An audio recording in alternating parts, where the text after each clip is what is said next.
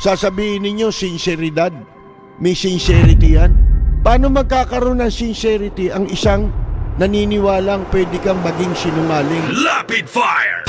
Hindi nyo ba napansin ngayon ilan na lang ang kumakandidatong senador na may pangalan. Bakit nagkaganyan? Naubos na. Kaya ako, pinaliliwanag ko sa inyo, huwag tayong maging partisan masyado.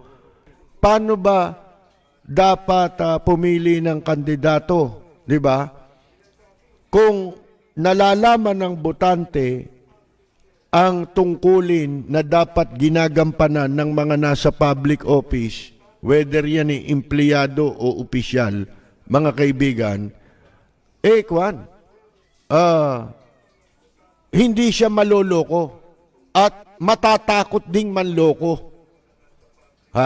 Itong mga public official. Halimbawa, si Indaya Sara. Walang isang kandidato dyan na hindi nagsisinungaling, kaya hindi dapat nagiging issue ang honesty ngayon. Lahat sila sinungaling. Lahat ng tao sa mundong ito sinungaling. Hindi na raw basihan yung honesty, sa pagpasok sa gobyerno. Hindi raw hindi raw requirement yan. Abay, kagaguhan, di ba, mga kaibigan? Required yan. Hindi man sinasabing tahasan, hindi lang sa gobyerno kinakailangan ng pagiging tapat. Ang katapatan, yung pagiging honest, isa yan sa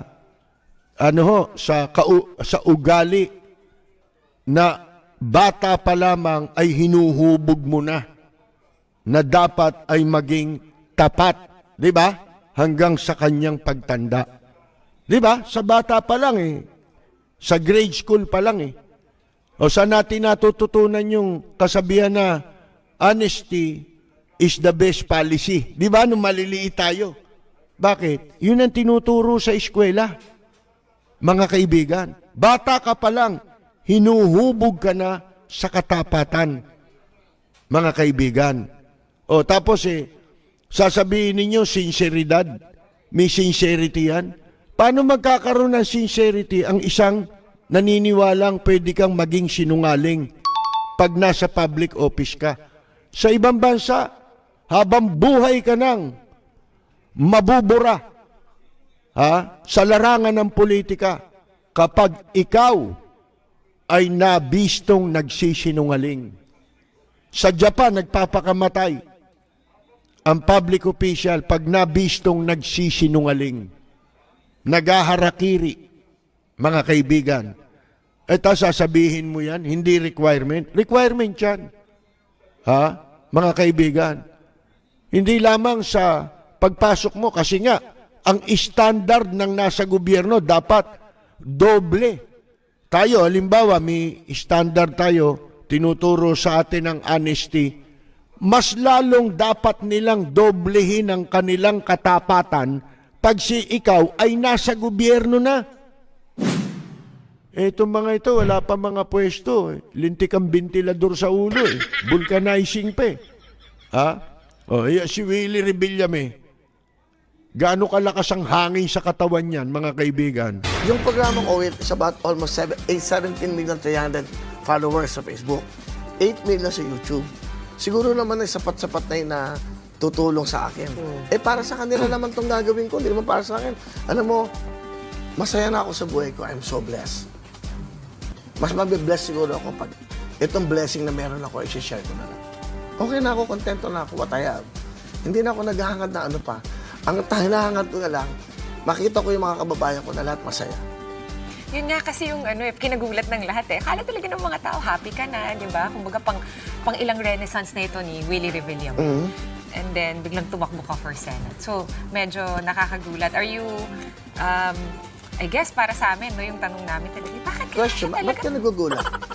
Ano yung kakagulat? Nakakagulat may gagawa ka ng kabutihan? Hindi naman. Na talagang you did it. Kasi pagkakaalam ko, no, nakakapagdala ka na rin ng kasiyahan, like you said, through your show. Yeah, but as a private. As I told you, it's only 600 people. Every day ang nanonood. Ilan lang nabibigyan kong jacket? 100. Ilan nabibigyan kong pamasahe? Oh, si Robin Padilla. Di ba? Mga wala naman yan. Sino ba kayo? Ngayon, napunta tayo kay Marcos Jr. Ang tanong ko sa inyo, may direksyon ba? Kasi kung may direksyon, uwi na ako. Kasi sa akin, walang direksyon tayo. Wala tayong pinupuntahan. Lagi tayong politika. Siraan mo na, baratan dito. Samang-sama na ako. Ang totoo lang, wala pang nararating ang ating bansa. Wala pa po tayo nararating. Lahat tayo utang. Di ba? Sino ba kayo? Ano ba nagawa nyo? Ex-convict. Ito si Willie, manghuhut-hut din ng babae ito eh. Di ba? Manluloko rin ito eh. Sabi ko nga sa inyo eh, yung mga sinasarvey nila eh, sa dinami-dami ng ating mga kakilala at kamag-anak, pag anuin mo yun, i-domino effect mo yun. Wala pa nakapagsabing na-survey sila eh. Di ba? Very, very glaring o very clear, mga kaibigan, yung purpose ng survey. Linlangin, lituhin ang publiko. Hindi ba? Deception ang tawag dyan eh. Kaya ako, kung ako may kapangyarihan, gagawa ako ng tuntunin sa COMELEC. Hindi naman kailangan ipasa pa batas eh. COMELEC lang pwedeng ipatupad dyan na ipagbabawal ang survey. Diba? Kung ano pinagbabawal niyan eh, puro hindi naman na ipapatupad. Mga kaibigan, bawal daw ang oversize. Eh, umikot kayo, mga billboard ng local officials eh. Billboard, mga kaibigan. Ang lalaki. O, hindi ba bawal nyo? Akyatin nyo. Tanggalin nyo. Di ba? Ginagawa ba nila yun? Hindi man lang ginagawa eh. Sino may kasalanan? Partly to blame. Bahagi lamang na kasalanan ng tao, ng mga botante, yung pong makaboto ng walang hiya. Bahagi lang sila nun. Ang mga kriminal dito, na pangunahin yan, survey, yang COMELEC. Yang COMELEC, pabrika ng magnanakaw yan, mga kaibigan. Maniwala kayo sa akin at sa hindi.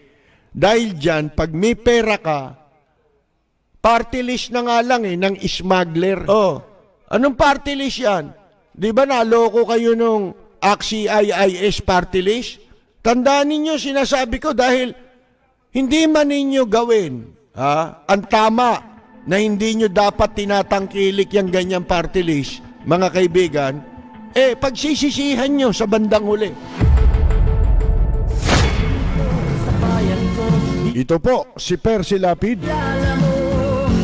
Maraming salamat at magandang gabi, Apollo Kibuloy.